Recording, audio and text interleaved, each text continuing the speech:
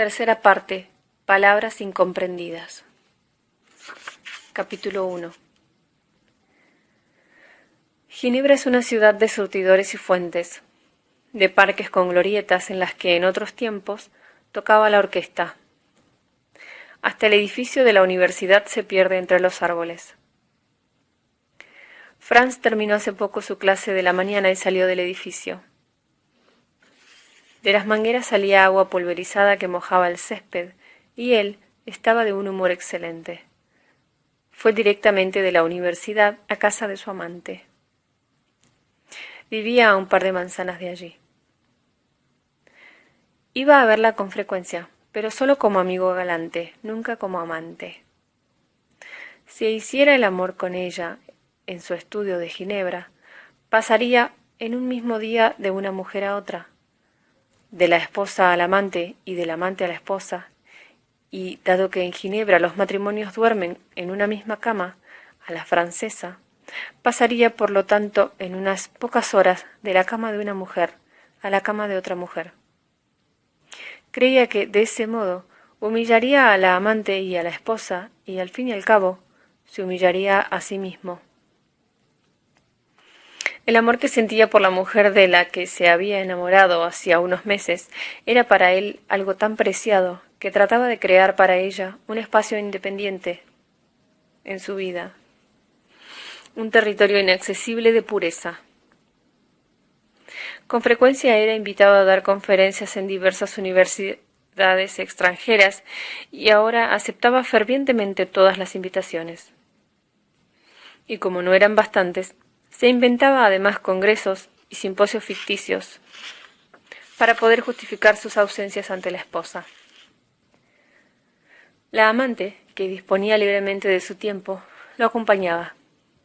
Así, hizo posible que ella conociera en breve plazo muchas ciudades europeas y una norteamericana. «Dentro de 10 días, si no te parece mal, podríamos ir a Palermo», dijo. «Prefiero Ginebra», respondió.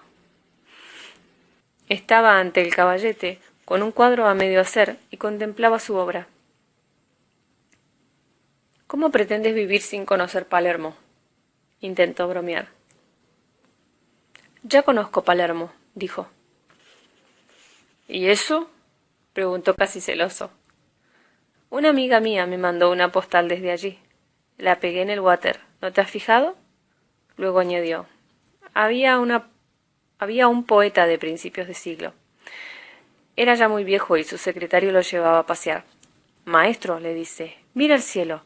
Hoy vuela sobre nuestra ciudad el primer avión». «Me lo puedo imaginar», dijo el maestro a su secretario, y no levantó los ojos del suelo. «¿Ves? Pues yo me puedo imaginar Palermo. Hay los mismos hoteles y los mismos coches en las demás ciudades. Al menos en mi estudio hay siempre cuadros diferentes». Franz se puso triste. Se había acostumbrado a que existiera una relación tan directa entre la vida amorosa y los viajes que su invitación «Vamos a Palermo» contenía un mensaje inequívocamente erótico. Por eso la afirmación «Prefiero Ginebra» tenía para él un sentido claro. Su amante ya no le quiere como amante. ¿Cómo es posible que se sienta tan inseguro ante ella? No había el menor motivo. Fue ella, y no él, la que tomó la iniciativa erótica poco después de que se conocieran. Él era un hombre guapo. Estaba en la cima de su carrera científica e incluso era temido por sus colegas, porque en las discusiones científicas era orgulloso y empecinado. Y entonces, ¿por qué piensa todos los días que su amante va a abandonarlo? La única explicación que encuentro es la de que el amor no era para él una prolongación de su vida pública, sino el polo opuesto. Significaba para él el deseo de ponerse a merced de la mujer amada. Quien se entrega a otro como un soldado que se rinde, debe hacer previamente entrega de cualquier tipo de arma. Y si se queda sin defensa alguna ante un ataque, no podrá evitar preguntarse ¿cuándo llegará el ataque? Por eso puedo decir, para Franz, el amor significaba la permanente espera de un ataque. Mientras él se entregaba a su angustia, su amante dejó el pincel y se fue a la habitación contigua. Volvió con una botella de vino. Sin decir palabra la abrió y sirvió 2 vasos de vino. Sintió una sensación de alivio. Se daba risa a sí mismo. La frase «prefiero Ginebra» no significa que no tenga ganas de hacer el amor con él, sino por el contrario, que ya no quiere limitar los momentos de amor a las ciudades extranjeras. Ella alzó la copa y se la bebió de un trago. Franz también levantó la copa y bebió. Naturalmente, estaba muy contento de que la negativa a viajar a Palermo hubiera resultado ser una invitación a hacer el amor, pero al mismo tiempo lo lamentaba un poco. Su amante había decidido dejar el hábito de pureza que él había instaurado en sus relaciones. No había comprendido su angustioso esfuerzo por salvar al amor de la trivialidad y separarlo radicalmente de su hogar conyugal. En realidad, lo de no hacer el amor con la pintora en Ginebra era un castigo que se había impuesto a sí mismo por estar casado con otra mujer. Vivía aquello como una especie de culpa o defecto. Aunque su vida erótica con su mujer no valía gran cosa, lo cierto era que dormían en una misma cama, se despertaban por la noche al oír uno la respiración acelerada del otro y aspiraban mutuamente los olores de sus cuerpos. Claro que hubiera preferido dormir solo, pero la cama compartida seguía siendo el símbolo del matrimonio, y los símbolos, como sabemos, son intocables. Cada vez que se metía en la cama con su esposa pensaba en que su amante se lo imaginaba metiéndose en la cama junto a su esposa. Cada vez que pensaba en ello sentía vergüenza y precisamente por eso pretendía distanciar lo más posible en el espacio la cama en la que dormía con la esposa de la cama en la que hacía el amor con la amante. La pintora volvió a servirse vino, tomó un poco y luego, en silencio, con una especie de extraña indiferencia como si Franz no estuviera allí, comenzó a quitarse la blusa. Se comportaba como un alumno de una escuela de teatro que tiene que hacer un ejercicio mostrando lo que hace cuando está solo en una habitación y no lo ve nadie. Se quedó solo con la falda y el sostén. Después, como si acabara de darse cuenta de que no estaba sola en la habitación, miró largamente a Franz. Aquella mirada lo descolocó porque no la entendía. Entre todos los amantes se crean rápidamente unas reglas de juego de las que no son conscientes, pero que son válidas y no pueden infringirse. La mirada que en aquel momento le dirigió ella no respondía a aquellas reglas. No tenía nada en común con las miradas y los gestos que habitualmente precedían a sus actos amorosos. No había en ella ni incitación ni coquetería, sino más bien una especie de interrogación. Solo que Franz no tenía ni idea de lo que podía significar aquella mirada. Luego se quitó la falda, cogió a Franz de la mano y lo dio vuelta para que quedara de cara al gran espejo que estaba a un paso de ellos apoyado contra la pared. No soltó su mano, observando en el espejo, siempre con aquella mirada prolongada e interrogativa, a ratos a sí misma, a ratos a él. Junto al espejo había en el suelo un soporte que llevaba puesto un viejo sombrero hongo negro de hombre. Se agachó a cogerlo y se lo puso en la cabeza. La imagen en el espejo cambió repentinamente. Ahora se veía a una mujer en ropa interior, bella, inaccesible, indiferente, y que llevaba puesto en la cabeza un sombrero hongo horrorosamente fuera de lugar. Tenía cogido de la mano a un hombre de traje gris y corbata. Tuvo que volver a reírse de su incapacidad para comprender a su amante. No se había desnudado para incitarlo a hacer el amor, sino para llevar a cabo una especie de extraña broma, un happening privado para ellos dos solos. Sonrió comprensiva y aprobatoriamente. Esperaba que la pintora respondiera a su sonrisa con una sonrisa, pero no hubo tal. No soltó su mano, mirando en el espejo alternativamente a sí misma y a él. El tiempo del happening había llegado a su límite. A Franz le pareció que la broma, aunque estaba dispuesto a considerarla encantadora, duraba demasiado. Por eso, cogió delicadamente el sombrero con 2 dedos, se lo quitó con una sonrisa a la pintora y volvió a colocarlo en su soporte.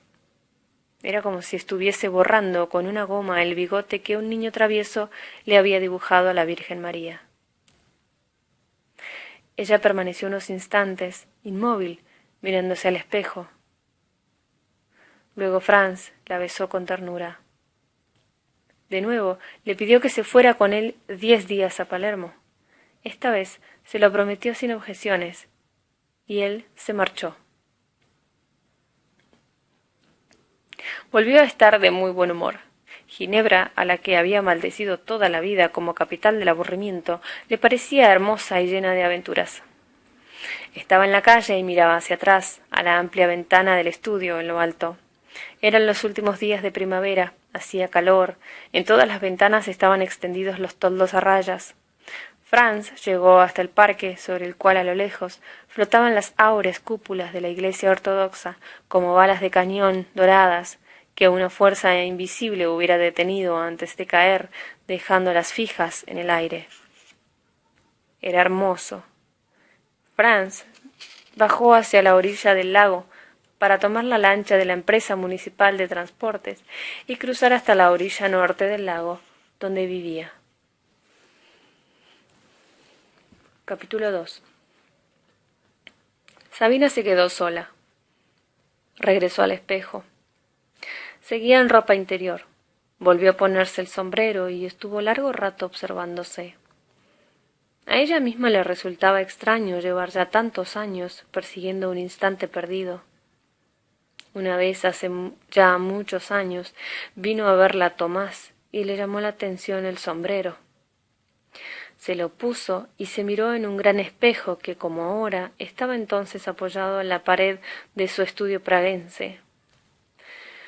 Quería comprobar qué tal quedaría de alcalde del siglo pasado. Cuando Sabina empezó a desnudarse lentamente, le puso el sombrero en la cabeza. Estaban ante el espejo. Siempre estaban delante de él mientras se desnudaban y se miraban.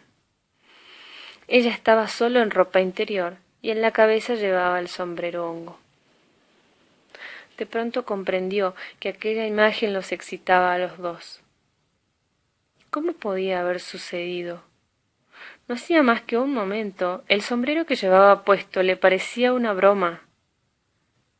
¿Es que no hay más que un paso de lo ridículo a lo excitante? En efecto, aquella vez, al mirarse al espejo, no vio en los primeros instantes más que una situación graciosa. Pero inmediatamente lo cómico quedó oculto tras lo excitante. El sombrero hongo no representaba una broma, sino una violencia respecto a Sabina, a su dignidad femenina.